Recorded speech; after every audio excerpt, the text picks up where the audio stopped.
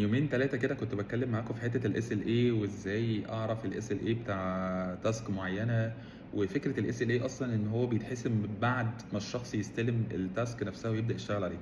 2018 2019 كنت project manager في projects كتير أوي كانت ليها علاقة بloyalty programs بقى بتاعة بنوك وشركات تيليكوز وcampaigns بتطلع FMCGs وحاجات كده.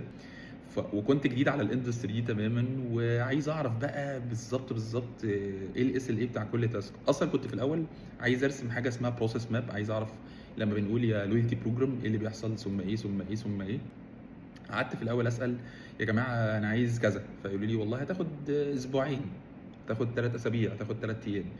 انا ما كنتش مبسوط من فكره اني باخد المعلومه من الناس، لانه الناس مش كدابه، هي الناس خايفه ومش عايزه تلتزم بجمله تايت رخمه، فبيروحوا رامين رقم بعيد كده قوي. كنت بفتح الايميلات وابعت ايميل: هلو فلان، كايندلي بروفايد مي وذ كذا كذا كذا كذا. فانا بعت له يوم السبت او يوم الاحد قصدي الساعه 9 الصبح، فيرد عليا الساعه 1 الظهر يقول لي تمام انا هبدا اشتغل عليها وهتاخد 3 ايام عمل 4 ايام عمل.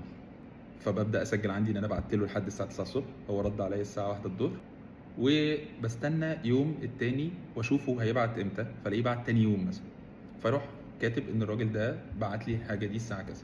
وعملت اكسل شيت بالثمانية 9 بروجكتس اللي كانوا معايا، فكنت بقعد اقول الاكتيفيتي الفلانيه فلان عملها، انا بعت له الساعه كذا، ما ردش عليا الا الساعه كذا، قال لي انا استلمت التاسك وقال لي هيخلص في قد كذا، بس هو في الحقيقه خلصها في قد كذا. وقعدت اعمل ده لكل التاسكس على كل البروجكتس.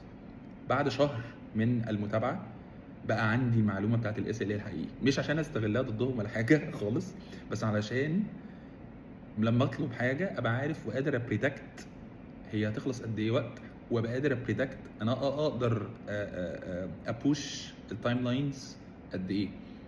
يعني هو هيقول لي 3 ايام عمل، فانا اقدر افاصل معاه يبقوا يومين ولا يبقوا يوم، ولا اسكت على 3 ايام عشان فعلا هي 3 ايام. بس مهم قوي قوي قوي انك تبقى مانيولي مدرك البروجكت، التاسكات اللي فيه، او الترتيبه الصح بقى: بروجكت، بروسيسز، كل بروسيس جواها شويه اكتيفيتيز، كل اكتيفيتي ليه اونر وليه كاستمر فيها، وبالتالي تبقى انت عارف كمان البوتل نيك عندك، انت عارف فين اكتر جزء في البروجكت الدنيا بتطول فيه وبتجعلص فيه وتبقى صعبه.